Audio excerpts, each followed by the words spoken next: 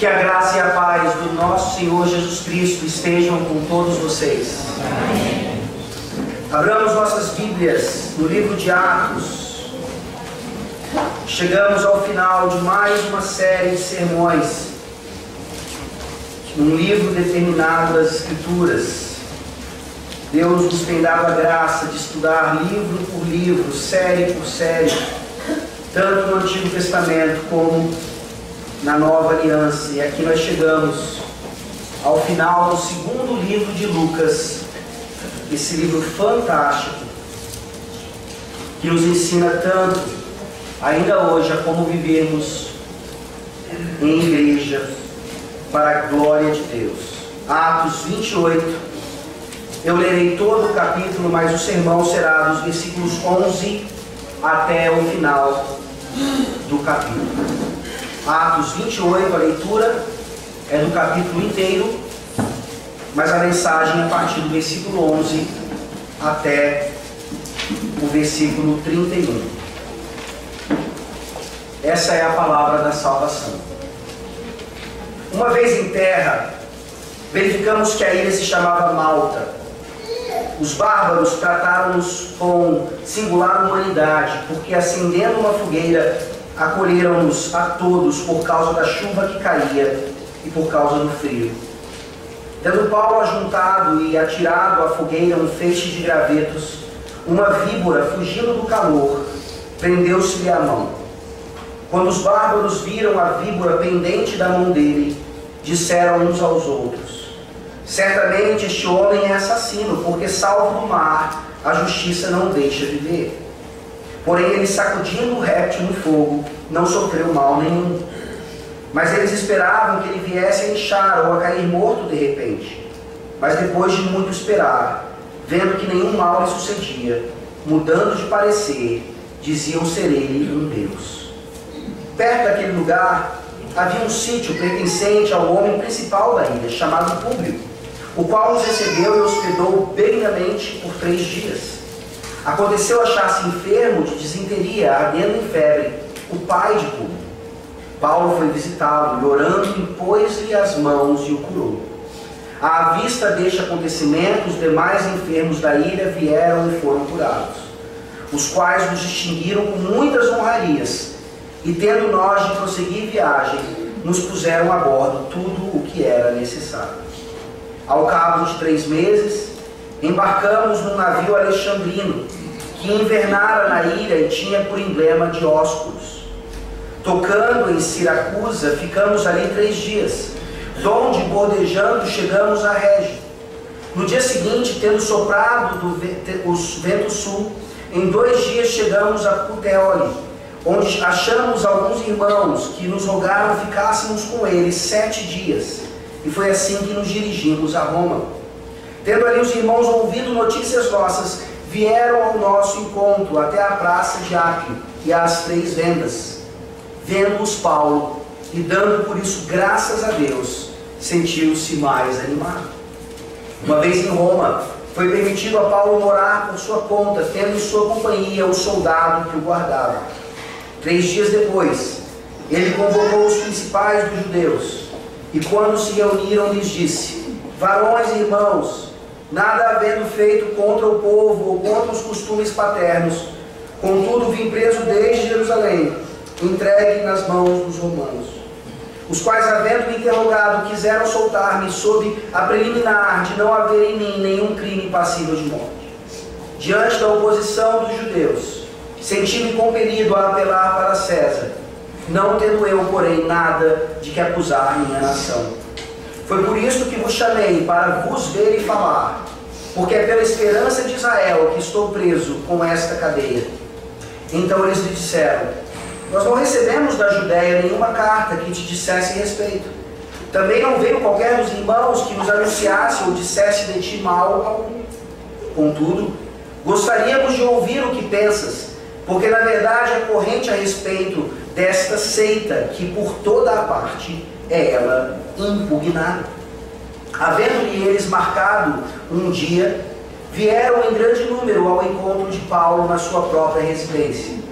Então, desde a manhã até a tarde, lhes fez uma exposição em testemunho do reino de Deus, procurando persuadi-los a respeito de Jesus, tanto pela lei de Moisés como pelos profetas. Houve alguns que ficaram persuadidos pelo que ele dizia, outros, porém, continuaram incrédulos. E havendo discordância entre eles, despediram-se, dizendo Paulo estas palavras: Bem falou o Espírito Santo a vossos pais, por intermédio do profeta Isaías, quando disse: Vai a este povo e dize: De ouvido ouvireis e não entendereis, vendo vereis e não percebereis. Porquanto o coração deste povo se tornou endurecido, com os ouvidos ouviram tardiamente e fecharam os olhos, para que jamais vejam com os olhos, nem ouçam com os ouvidos, para que não entendam com o coração e se convertam, e por mim sejam curados. Tomai, pois, conhecimento de que esta salvação de Deus foi enviada aos gentios, e eles a ouvirão. Ditas estas palavras, partiram os judeus, tendo entre si grande contenda. Por 2 anos permaneceu Paulo na sua própria casa, que alugara, onde recebia todos os que o procuravam, pregando o reino de Deus, e com toda a intrepidez, sem impedimento algum, ensinava as coisas referentes ao Senhor Jesus Cristo. Amém. Amém. Vamos orar. Ó Deus bendito, mais uma vez nos faltam palavras para lhe agradecer por mais um livro completo que o Senhor nos faz estudar aqui nas pregações. Nós sabemos o tesouro que isso representa para as nossas vidas. Sabemos os benefícios que essas séries expositivas têm nos trazido. E te rogamos, ó Deus, que realmente isso tudo seja um tesouro prático para nós. E nesse sentido nós te rogamos, até pelo que nós acabamos de ler, que os ouvidos aqui sejam abertos, que olhos possam realmente ver a tua glória e principalmente corações sejam transformados por meio desse evangelho, que continua fazendo exatamente o que fazia nos tempos de Paulo, e que continuará realizando toda a tua obra, toda a tua vontade, até o retorno maravilhoso do nosso Senhor Jesus Cristo.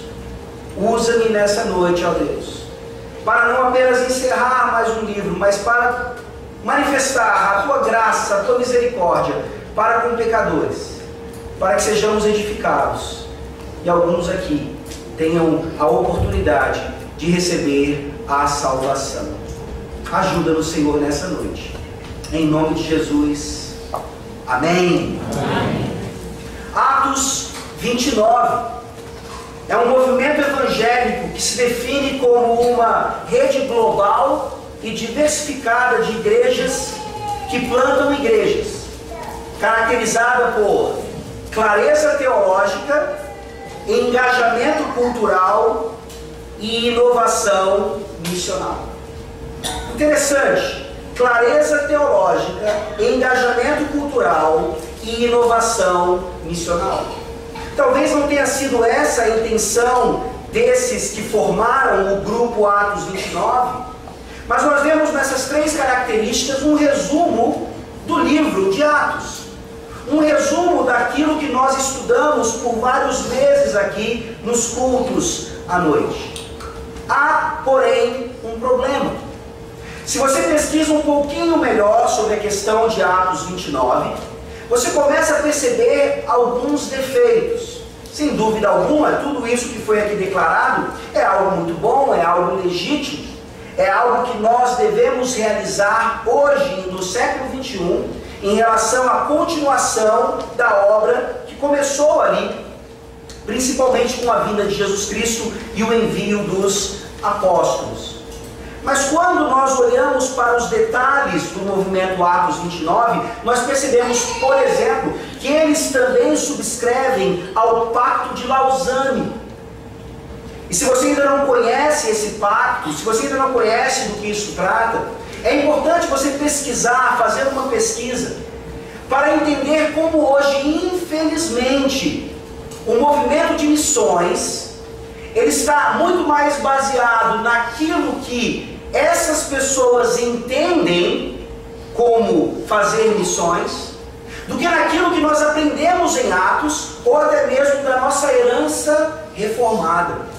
Infelizmente, o Pacto de Lausanne, apesar de ter sim algumas características positivas, ele foge muito da nossa herança, essa que nós chamamos de reformada, que fez com que no século XIX, o século conhecido como o século das missões, vários missionários presbiterianos reformados saíssem pelo mundo inteiro plantando igrejas. É por isso que nós estamos aqui hoje. Porque um missionário presbiteriano saiu dos Estados Unidos e veio em situações precárias para o Brasil estabelecer aqui o Evangelho por meio da denominação presbiteriana. Você pode ver também que, infelizmente, o Pacto de Lausanne lança as bases do movimento de missão integral hoje. Um movimento que complica e muito a relação do cristianismo verdadeiro com a cultura, a relação do cristianismo verdadeiro com aquilo que nós chamamos de ação social. A missão integral, nós poderíamos resumir hoje como sendo uma continuação, não tão direta, mas pelo menos indireta, daquilo que ficou conhecido como a teologia da libertação nas décadas de 70 e 80. Uma teologia que mistura evangelho com doutrinas marxistas ou socialistas. Temos um exemplo aqui então, de que coisas que parecem ser boas, por exemplo, plantação de igrejas, sem dúvida alguma, podem estar envolvidas com situações que não fluem das Escrituras, por isso, não sendo de fato para nós aquilo que entendemos como sendo a continuação do que os apóstolos aqui iniciaram e os outros cristãos continuaram ao longo da história. Essa é a nossa missão ainda. Sem dúvida alguma, temos aqui um livro que nos ensina exatamente o que fazer ainda hoje. E sem dúvida isso inclui clareza teológica, engajamento cultural e inovação missionária, sem nenhum comprometimento da fé, sem nenhum comprometimento da herança reformada. Mas aí vem uma declaração de culpa. Esses movimentos acabam surgindo porque nós não fazemos a nossa obra. Nós não fazemos aquilo que nós deveríamos fazer e que faz parte sim da nossa história, sempre fez. Mas por alguma razão perdemos o contato com as heranças, com os antepassados que sempre foram fiéis em várias gerações. É exatamente isso que nós veremos hoje no findar de Atos, capítulo 28 e também de todo o livro. Esse texto ele se encontra no contexto de Paulo chegando a Roma. Ele passa por um naufrágio, as promessas de Deus se cumprem cabalmente em sua vida. Deus disse a ele que nenhum dos tripulantes, nenhum dos que estavam no navio se perderiam. Todas aquelas pessoas chegam até a ilha de Malta, e ali nós temos uma realidade fantástica da providência de Deus, ainda agindo no meio daqueles bárbaros que puderam ouvir o evangelho da graça por meio do missionário Paulo. Mas ele sai de Malta, não era o seu destino final. Ele chega então agora, por meio da descrição de Lucas, a Roma.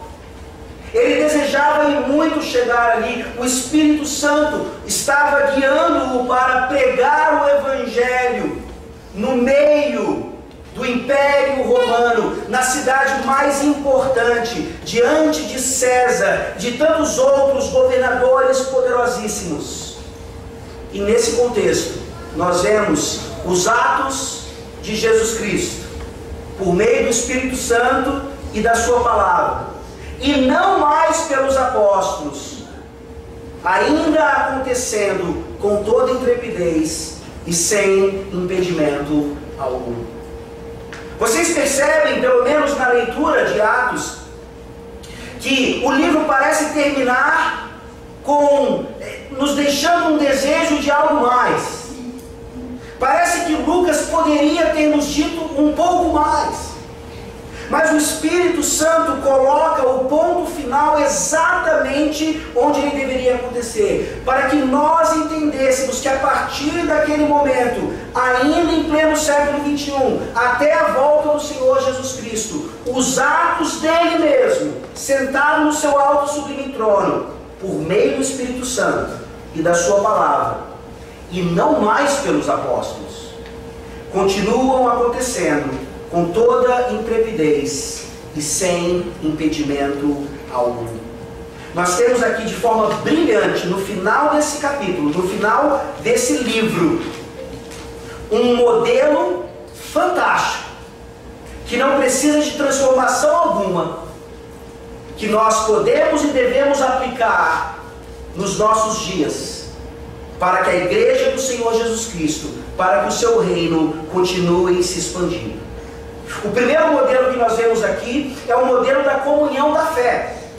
O modelo da comunhão da fé, nos versículos 11 a 15. Leiamos mais uma vez. O modelo do final, pelo menos na pena de Lucas, da obra de Paulo aqui, continua sendo para nós um modelo, exemplo perfeito. Atos 28, de 11 a 15, o modelo da comunhão da fé. Ao cabo de 3 meses, embarcamos num navio alexandrino, que invernara na ilha e tinha por emblema Dióscuros. Tocando em Siracusa, ficamos ali 3 dias, donde bordejando chegamos a Régia. No dia seguinte, tendo soprado o vento sul, em 2 dias chegamos a Puteoli, onde achamos alguns irmãos que nos rogaram ficássemos com eles 7 dias. E foi assim que nos dirigimos a Roma. Tendo ali os irmãos ouvido notícias nossas, vieram ao nosso encontro até a praça de Ápio e às 3 vendas. Vendo-os Paulo e dando por isso graças a Deus, sentiu-se mais animado. O modelo da comunhão da fé, ele não muda. É aquilo que nós precisamos enquanto igreja. O entendimento aqui, que tanto naquela época como ainda hoje, nós não temos comunhão com os ídolos. É isso que está declarado aqui no versículo 11. Eles embarcaram num navio que estava passando pela ilha e que tinha por emblema Dióscuros. Que nome é esse? Ali é uma descrição de um ídolo que estava à frente da embarcação. 2 estátuas, porque Dióscuros representava 2 irmãos gêmeos, filhos de Zeus, com uma outra deusa. E era considerado então como o protetor dos marinheiros, o protetor dos navegantes. Aquele navio ali estava protegido por causa daqueles deuses, por causa daquelas estátuas, por causa daqueles ídolos.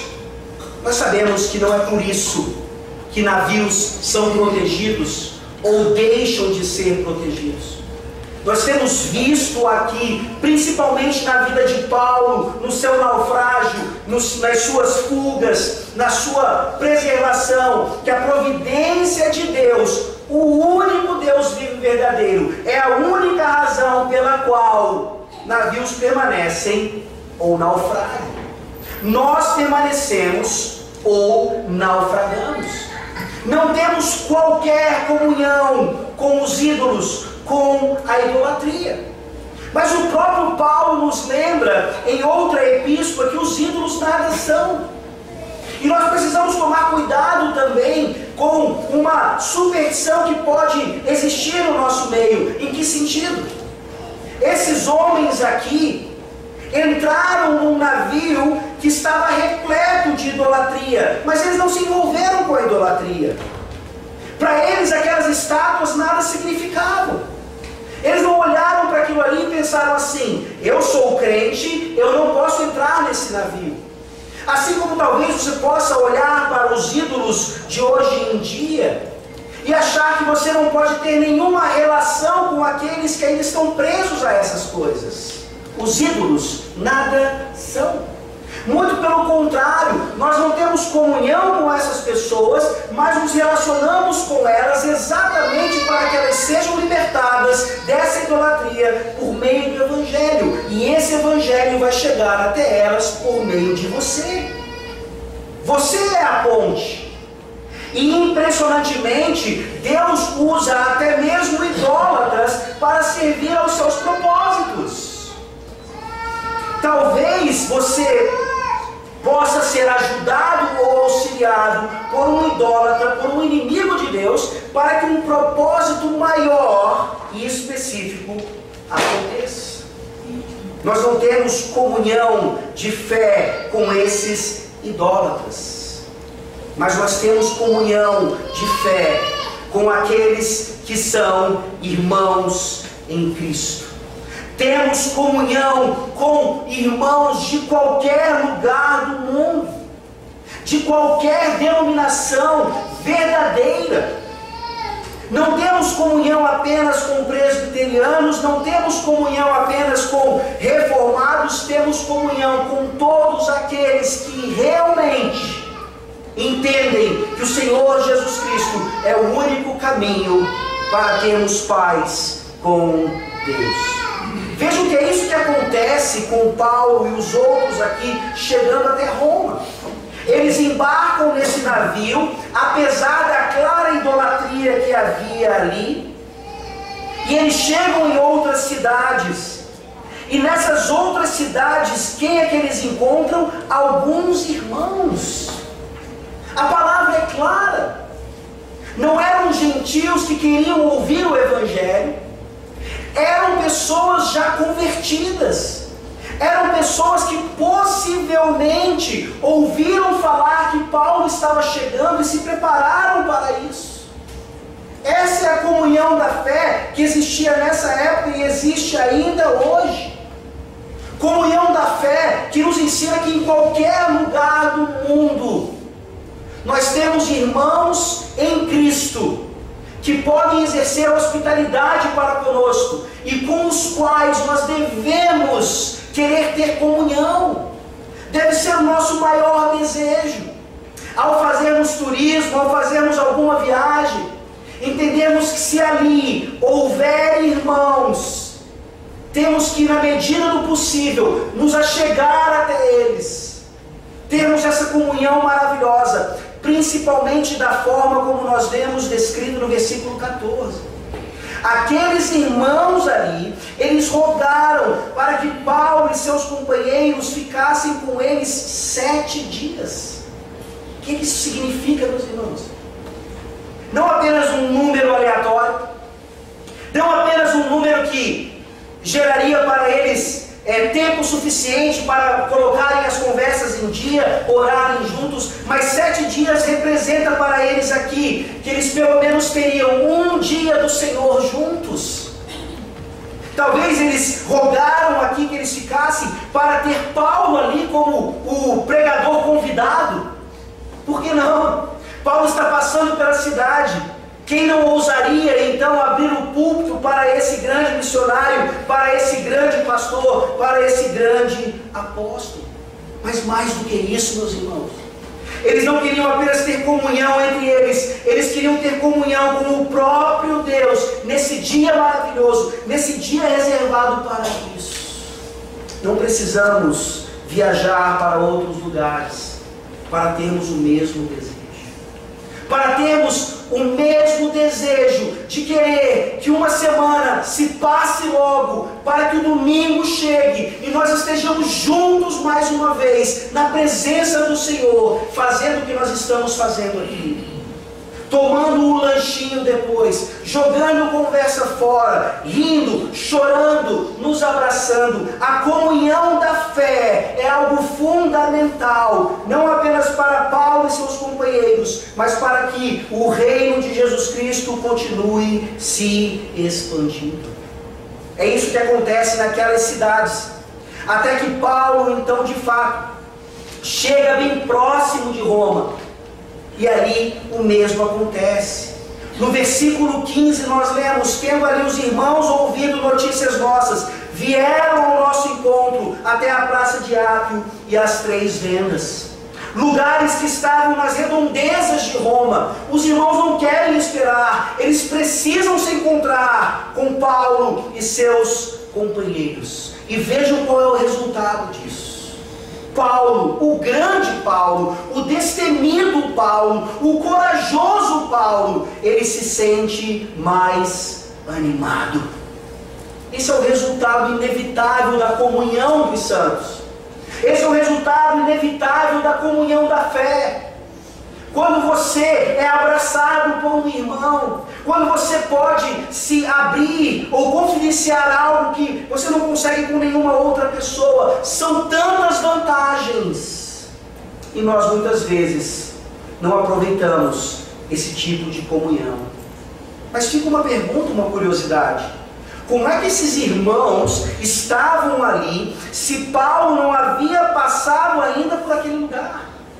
Talvez um outro apóstolo, talvez um outro evangelista. As especulações são variadas, mas a teoria mais provável é que ali estavam irmãos que haviam recebido o evangelho daqueles que estiveram em Jerusalém, se converteram ali, e ao voltar então para as suas residências, levaram consigo o evangelho e começaram ali uma comunidade cristã.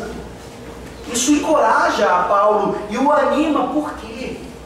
Porque nós vemos então que o evangelho ou os propósitos de Deus não dependem exclusivamente desse pastor ou daquele outro, desse ministro ou daquele servo.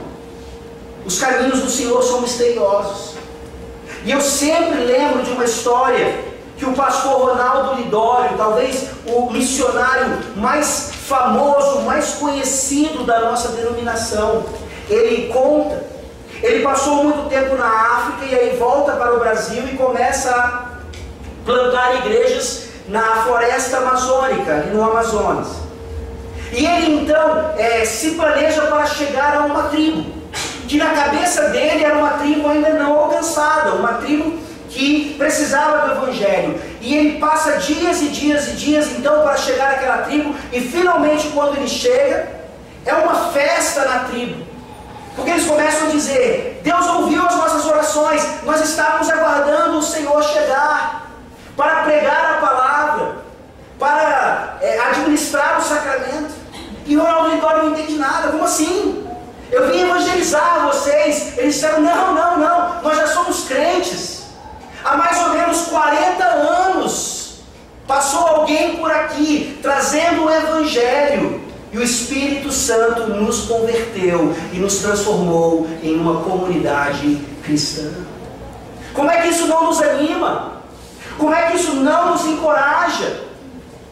Se o próprio Paulo fica animado com esse tipo de coisa, ainda mais nós. Quais são os supostos povos não alcançados dos nossos dias? É lá que nós precisamos estar. É ali que nós precisamos investir o nosso dinheiro. É por eles que nós precisamos orar. Esse é o modelo da comunhão da fé, tão básico para Paulo e seus companheiros, assim como para nós hoje. Mas nós temos o segundo modelo, então, dessa continuação da atividade cristã até a volta do Senhor Jesus Cristo. E o segundo modelo é o modelo da defesa da fé. O modelo da defesa da fé. E a gente vê isso nos versículos 16 a 22. Leiamos mais uma vez. Uma vez em Roma, foi permitido a Paulo morar por sua conta, tendo em sua companhia o soldado que o guardava. 3 dias depois, ele convocou os principais dos judeus. E quando se reuniram, lhes disse: varões irmãos, nada havendo feito contra o povo ou contra os costumes paternos, contudo vim preso desde Jerusalém, entregue nas mãos dos romanos, os quais, havendo me interrogado, quiseram soltar-me sob a preliminar de não haver em mim nenhum crime passível de morte. Diante da oposição dos judeus, senti-me compelido a apelar para César, não tendo eu, porém, nada de que acusar a minha nação. Foi por isso que vos chamei, para vos ver e falar. porque é pela esperança de Israel que estou preso com esta cadeia. Então lhes disseram: nós não recebemos da Judéia nenhuma carta que te dissesse respeito. Também não veio qualquer dos irmãos que nos anunciasse ou dissesse de ti mal algum. Contudo, gostaríamos de ouvir o que pensas, porque na verdade é corrente a respeito desta seita, que por toda parte é ela impugnada.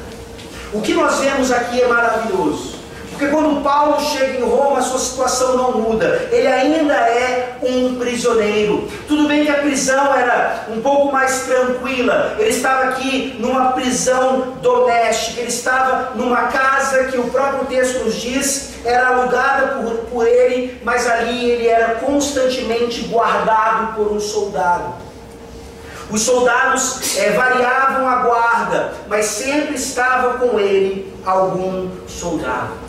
E é exatamente nesse contexto que nós nos lembramos, como ele diz em Filipenses, que toda a guarda pretoriana ouviu falar a respeito do Evangelho da graça de Deus.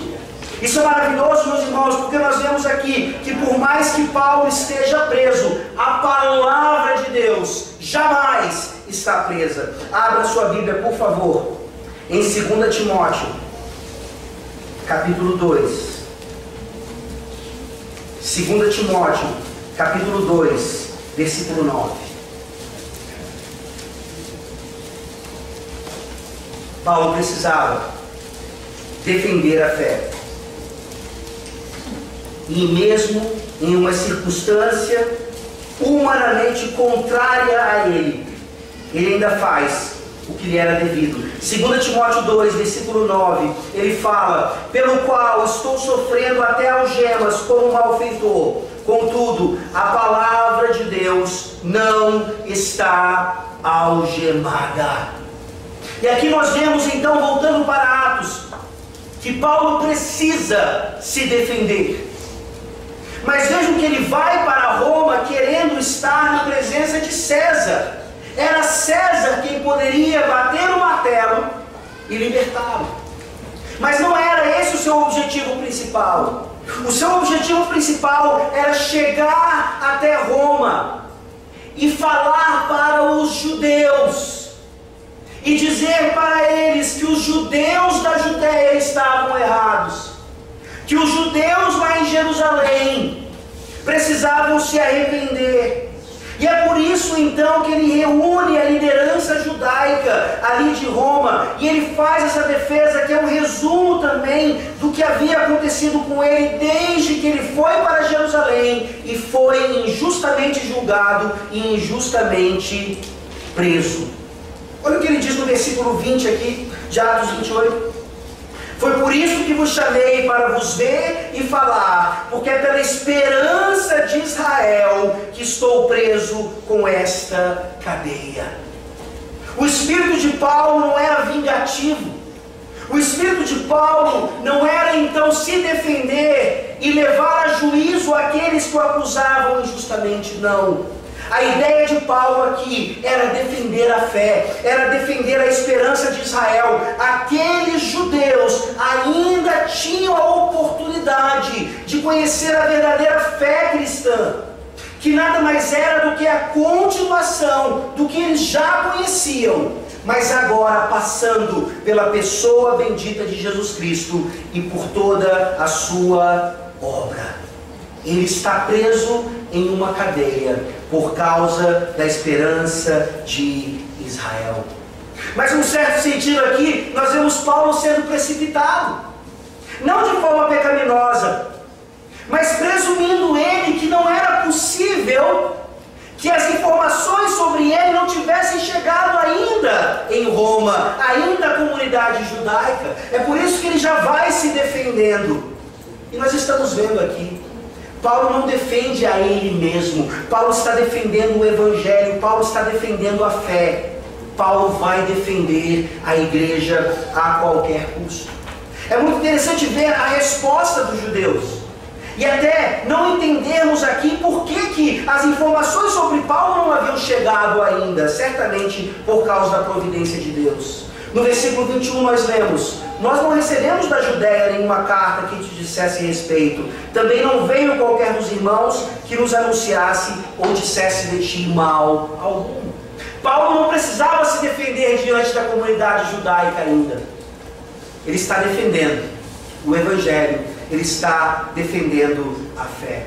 E fica clara agora então a oportunidade maior que ele teve de fazer exatamente isso. No versículo 22, eles oferecem essa oportunidade. Contudo, gostaríamos de ouvir o que pensas, porque na verdade é corrente a respeito desta seita, que por toda parte ela é impugnada, ou é ela rejeitada, é ela menosprezada.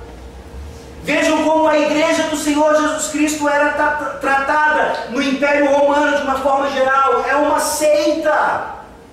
Nós reconhecemos o judaísmo, nós reconhecemos esse Deus que eles chamam de Yahvé, mas nós não reconhecemos esse suposto homem que esteve morto e agora vive. Nós vimos isso ao longo das acusações e das defesas de Paulo. Nós percebemos aqui então que hoje nós temos talvez a mesma reputação que naquela época. O cristianismo ainda não é aceito por completo. O que eles querem aceitar é uma igreja cristã que se reduz àquilo que se espera de um Deus que não é o Deus das Escrituras. Nós aceitamos um cristianismo que hoje vai dizer que tudo bem no século 21 se pessoas do mesmo sexo se relacionarem, porque essa é uma manifestação do amor de Deus. Esse cristianismo é aceito. Um cristianismo ecumênico, um cristianismo que abraça a todos de qualquer maneira, um cristianismo que infelizmente é descrito ali no Pacto de Lausanne, continua sendo a base da missão integral. E nós sabemos, meus irmãos, que não é esse o cristianismo das Escrituras. Nós sabemos então que todas as vezes que falarmos desse cristianismo, que é um cristianismo exclusivo, que é um cristianismo que dita as regras, que é um cristianismo que quer dominar a cultura e não apenas se juntar a ela, é um cristianismo que vai ser rejeitado. É um cristianismo que vai ser tratado como algum tipo de radicalismo ou fanatismo. É uma seita. E ela está sendo rejeitada. Paulo, então, aqui está pronto para defender a noiva de Cristo. A igreja do Senhor Jesus Cristo, tão mal falada aqui. E é isso que nós continuamos fazendo hoje. Nós pertencemos a uma igreja que, sem dúvida alguma, vai continuar sendo mal falada, porque o mundo jaz no maligno, e o maligno não quer que essa igreja se expanda pelo mundo.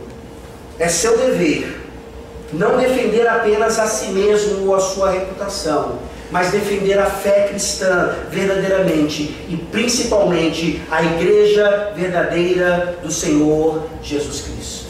Esse é o segundo modelo. O primeiro é o modelo da comunhão da fé, o segundo é o modelo da defesa da fé, e agora nós chegamos ao último modelo, talvez o mais importante aqui, o modelo de ataque da fé. Nós ouvimos falar muito sobre defesa da fé, mas não ouvimos tanto falar a respeito do ataque da fé. E por isso nos lembramos então que a igreja do Senhor Jesus Cristo, ela não precisa ficar na defensiva. Nós somos mais que vencedores, e isso não é uma realidade utópica apenas para o porvir. Essa é uma realidade para agora. E por isso também o Evangelho continua sendo tão rejeitado. Você vai ouvir diversas vezes quem você pensa que é. Você acha que é o dono da verdade. Você está querendo impor algo sobre a minha religião ou sobre a minha fé. E a sua resposta é sim, porque a salvação passa por um único caminho, um único Senhor. E foi isso que ele declarou nos Evangelhos. Vejamos então agora o modelo de ataque da fé. Versículos 23 a 31, e aqui nós finalizamos. Havendo-lhe eles marcado um dia, vieram em grande número ao encontro de Paulo na sua própria residência. Então, desde a manhã até a tarde, lhes fez uma exposição em testemunho do reino de Deus, procurando persuadi-los a respeito de Jesus, tanto pela lei de Moisés como pelos profetas. Houve alguns que ficaram persuadidos pelo que ele dizia, outros, porém, continuaram incrédulos. E havendo discordância entre eles, despediram-se, dizendo Paulo estas palavras: bem falou o Espírito Santo a vossos pais, por intermédio do profeta Isaías, quando disse: vai a este povo e dize-lhe, de ouvido ouvireis e não entendereis, vendo vereis e não percebereis. Porquanto o coração deste povo se tornou endurecido, com os ouvidos ouviram tardiamente e fecharam os olhos, para que jamais vejam com os olhos, nem ouçam com os ouvidos, para que não entendam com o coração, e se convertam, e por mim sejam curados. Tomai, pois, conhecimento de que esta salvação de Deus foi enviada aos gentios, e eles a ouvirão. Ditas estas palavras, partiram os judeus, tendo entre si grande contenda. Por 2 anos, permaneceu Paulo na sua própria casa, que alugara, onde recebia todos que o procuravam, pregando o reino de Deus, e com toda intrepidez, sem impedimento algum, ensinava as coisas referentes ao Senhor Jesus Cristo. Porque nós chamamos aqui isso de um modelo do ataque da fé? Porque Paulo não está apenas agora defendendo a si mesmo, defendendo o Evangelho, defendendo a igreja, ele está agora manifestando o Evangelho, para que aqueles pecadores então não apenas ficassem na defensiva, mas pudessem se converter pela ação graciosa do Espírito Santo. Vários técnicos esportivos já disseram que a melhor defesa é o ataque. E sem dúvida alguma aqui, as duas coisas não são excludentes. Nós defendemos a fé, mas ao mesmo tempo atacamos com a mesma fé, por meio da evangelização. E aqui não qualquer evangelização. Nós temos uma evangelização que eu chamei aqui de evangelização doutrinária. Uma evangelização que, como Paulo fez, desde a manhã até a tarde, ou seja, durante muito tempo, uma exposição em testemunho do reino de Deus, procurando persuadi-los a respeito de Jesus, tanto pela lei de Moisés, como pelos profetas. Aí você vai dizer: mas pastor, eu não tenho teologia suficiente para isso, eu não tenho conhecimento suficiente para isso. Quer dizer então que essa evangelização doutrinária só pode ser feita por aqueles que são teólogos mesmo? E a resposta é não. É claro que aqueles que têm mais conhecimento têm maior propriedade e até maior responsabilidade em relação a isso, mas você tem condições totais de fazer conexões maravilhosas do Velho Testamento, do Novo Testamento, e usar isso para o convencimento, para a persuasão de pessoas em relação a Jesus Cristo. Vocês não estão aprendendo nessa igreja sobre o livro do Êxodo e sobre Atos dos Apóstolos por acaso.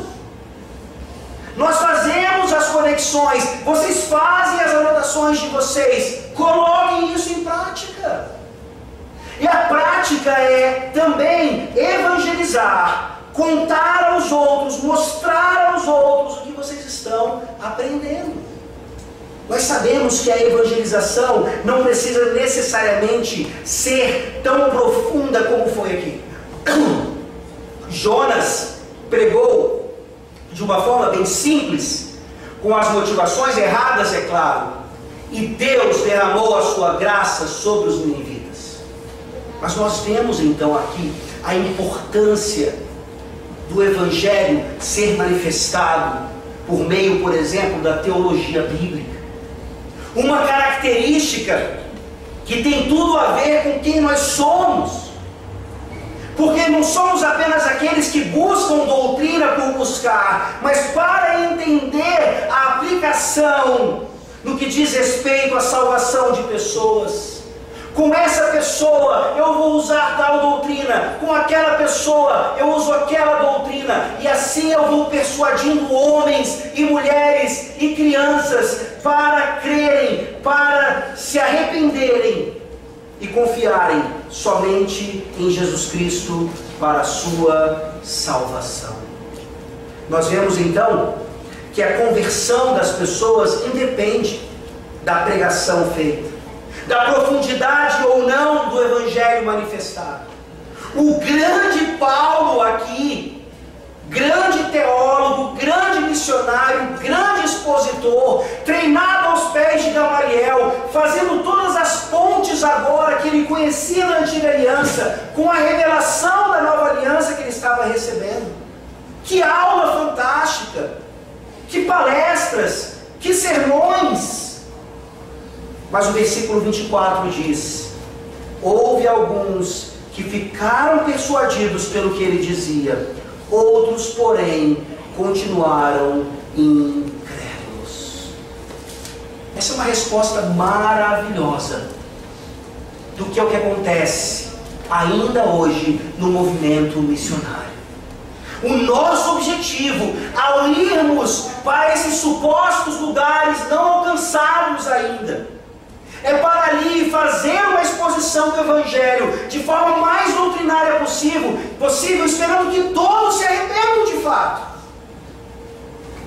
O calvinismo não serve para nós, para chegarmos num lugar e acharmos assim: eu sei que só uma minoria vai crer. Não.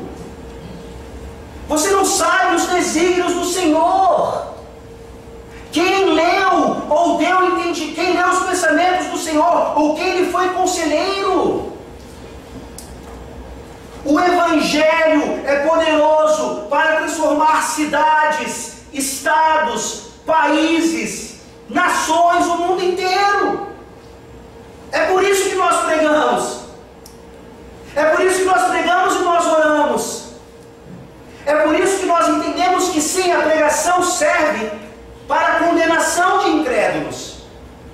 Mas esse não é o meu intuito. Não deve ser. Eu estou pregando para que você vá para o inferno com a justificativa certa. Não. Graças a Deus, esses resultados, eles dependem exclusivamente do Senhor. O Espírito Santo agora é mencionado pelo próprio Paulo, nos lembrando então que essa obra é dele mesmo. Uns creram, sim, pelo trabalho que Paulo fez, mas foi por graça. E outros não creram, porque continuaram ou preferiram os seus próprios caminhos. Paulo então não perde tempo. Vendo a discordância que surgiu entre eles, ele lembra a eles que o próprio Espírito Santo falou aos antepassados, usando o profeta Isaías. Que teologia fantástica! Isso nos mostra, como nós vemos lá em Isaías 63, que eles já sabiam quem era o Espírito Santo. É claro que eles não conheciam como nós conhecemos hoje. Nós conhecemos ainda mais o Espírito Santo, porque ele foi derramado de forma ainda mais profusa em Pentecostes, e isso aumenta a nossa responsabilidade. Mas aqueles homens já sabiam que o Espírito Santo então era a pessoa da Trindade responsável por manifestar, por meio da revelação, por meio das Escrituras, a vontade do Senhor. E aqui Paulo é taxativo, citando Isaías capítulo 6, ele fala exatamente o que estava acontecendo com eles. Eles ouviram o Evangelho, mas não se arrependeram. Eles viram, mas é como se eles estivessem cegos. Os seus corações permaneceram duros. E parte disso era para que o plano do Senhor se manifestasse de forma ainda mais clara. Porque na rejeição dos judeus, a salvação agora viria poderosamente para os gentios. Esses somos nós. Nós não ficamos felizes com a rejeição dos judeus. Nós precisamos hoje, na nossa tarefa missionária, pregar o Evangelho para os judeus, para que eles se arrependam, para que eles entendam que o Messias já veio, para que eles deixem essa incredulidade de não aceitar a nova aliança. Mas foi por causa dessa rejeição que o Evangelho chega até a Europa, até a Grã-Bretanha, até os Estados Unidos, até o Brasil, e vai continuar chegando até os rincões do Piauí, da Amazônia e de qualquer outro lugar onde nós achamos ainda que ele não chegou. E talvez nos surpreendamos, como Ronaldo Lidório também se surpreendeu. Ouçam essas palavras hoje que Paulo diz e ainda ecoam nos nossos ouvidos: tomai, pois, conhecimento de que essa salvação de Deus foi enviada aos gentios e eles a ouvirão. É esse o seu caso essa noite? Você não tem nada a ver com os judeus. Você não tem nada a ver com qualquer promessa de Deus a um determinado povo. Mas você tem tudo a ver com essa situação. A situação de que um dia você, afastado do Senhor, está agora tendo a oportunidade de ouvir o Evangelho e responder positivamente, e ser persuadido, e ser convencido. Não receba essa palavra como os judeus aqui receberam, alguns deles pelo menos, com toda incredulidade. O versículo 29 nos fala que ali houve grande contenda entre eles, certamente entre aqueles que entenderam o Evangelho, se converteram ao Senhor, e aqueles que insistiam então que esse cristianismo realmente é uma seita. Não se convença disso nessa noite, de que o cristianismo é uma seita, de que o cristianismo é mais uma religião. Se convença de que você precisa se arrepender, que é exatamente isso a sua maior necessidade. E o Evangelho está sendo oferecido agora, e o Espírito Santo aqui agindo, para que você tenha seus olhos abertos, ouvidos abertos e coração transformado, para fazer parte desse povo que insiste em continuar a obra que Paulo aqui também continuou, e que na pena de Lucas acabaria pelo menos de forma inspirada. Os versículos 30 e 31 nos dizem: por 2 anos permaneceu Paulo na sua própria casa, que alugara, onde recebia todos os que o procuravam, pregando o reino de Deus, e com toda intrepidez, sem impedimento algum, ensinava as coisas referentes ao Senhor Jesus Cristo. Ele ainda está preso. Ele ainda está sem liberdade completa. E esse homem tinha todas as justificativas para não continuar fazendo a obra. Tinha todas as justificativas para dizer que Deus o abandonara. Mas é exatamente nessas circunstâncias contrárias que ele continua pregando o reino de Deus com toda intrepidez e sem impedimento algum. Qual é o impedimento que você tem para não anunciar o Evangelho com toda intrepidez, onde quer que você esteja? Isso é entender Atos, reconhecer esses modelos maravilhosos de comunhão da fé, de defesa da fé e de ataque da fé. E nós nos perguntamos, na nossa insistente curiosidade, por que é que Lucas para a história aqui? Ora, é bem óbvio, porque Deus é soberano, E a inspiração da sua palavra é mais do que suficiente. Mas nós entendemos que esse gostinho de quero mais nos faz buscar, então, compreender que na vida de Paulo esse não foi o fim. Você pode ver isso pelos relatos históricos e por inferência até mesmo daquilo que ele escreveu nas suas epístolas.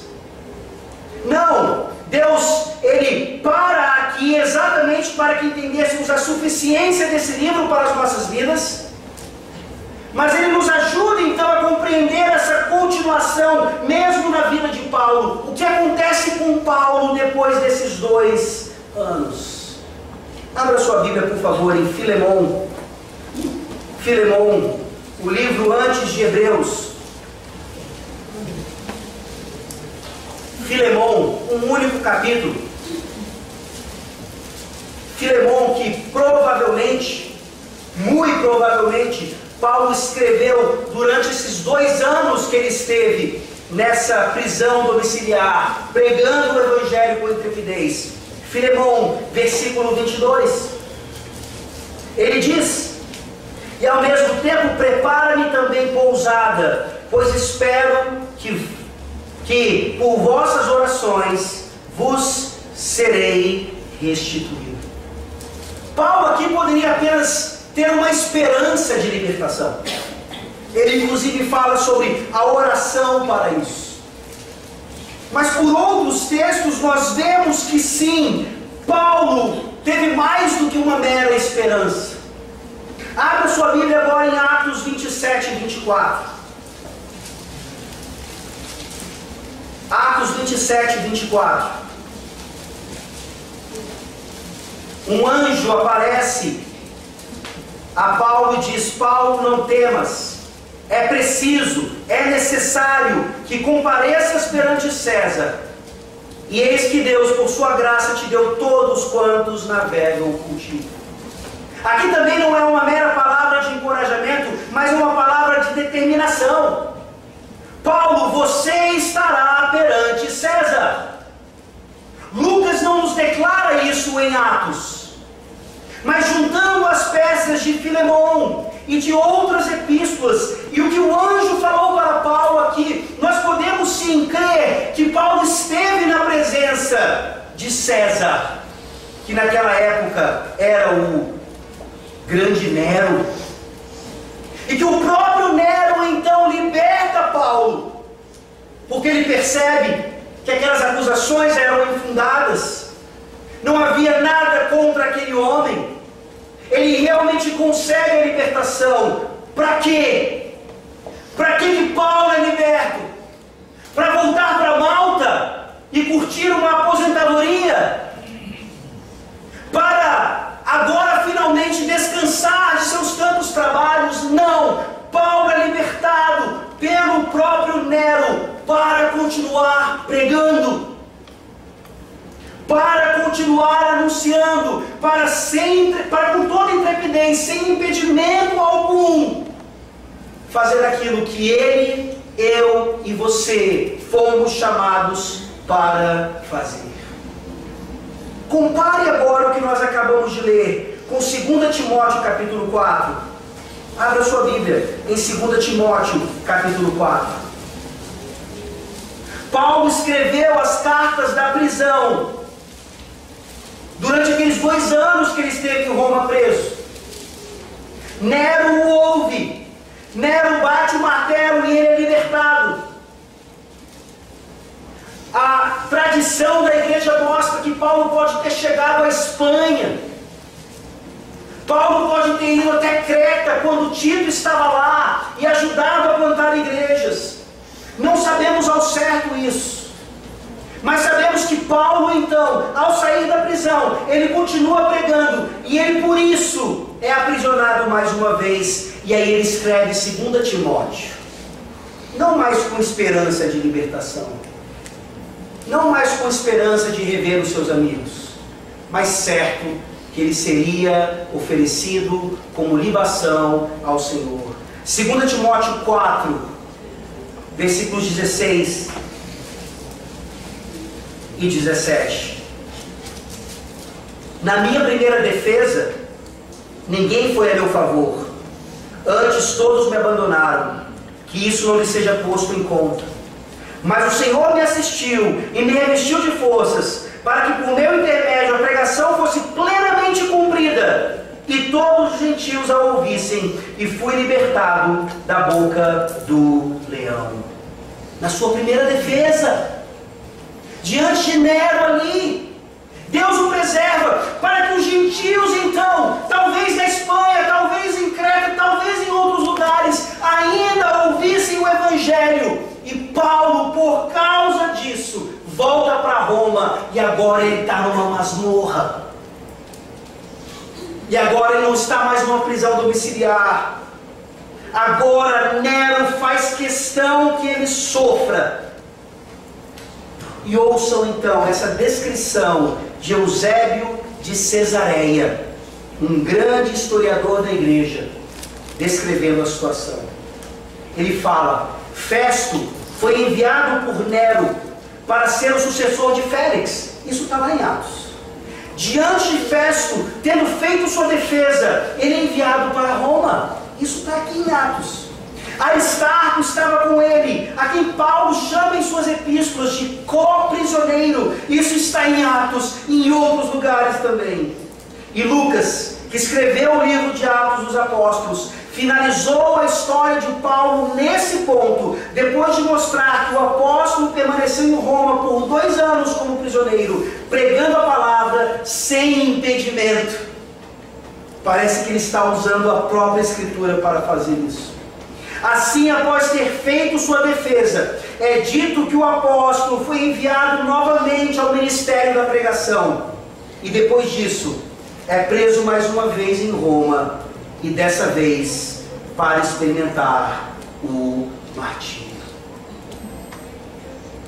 Que modelo fantástico para nós experimentarmos ainda hoje, na total esperança de que enquanto estivermos vivos e sem impedimento algum, o Senhor Deus continuará usando o seu Evangelho para persuadir pecadores para que creiam no seu Filho Jesus Cristo.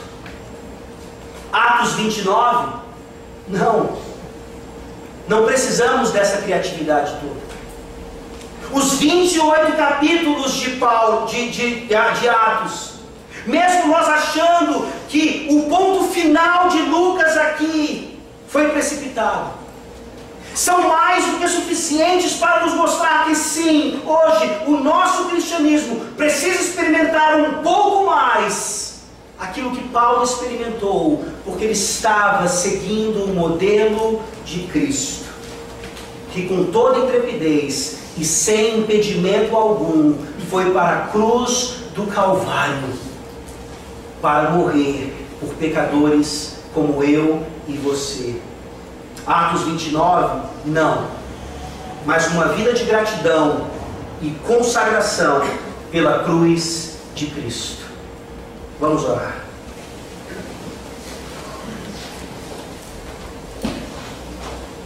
Santíssimo Deus, te louvamos porque o Senhor foi tão benigno conosco, nos deixando 66 livros proféticos, históricos, poéticos, que nos ensinam a respeito da tua obra, de quem o Senhor é e do que nós precisamos fazer. Obrigado pela vida de Paulo. Obrigado, Senhor, por tudo que o Senhor fez na vida dele, por todos os apóstolos que serviram o seu propósito.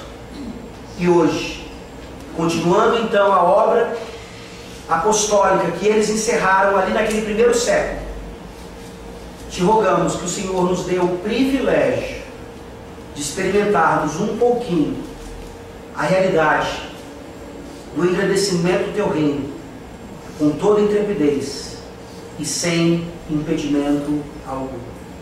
Salva nessa noite, ó Deus, aqueles que precisam ser persuadidos pela tua palavra, pelo teu santo evangelho. Em nome de Jesus. Amém? Amém. Fiquemos de pé, meus irmãos.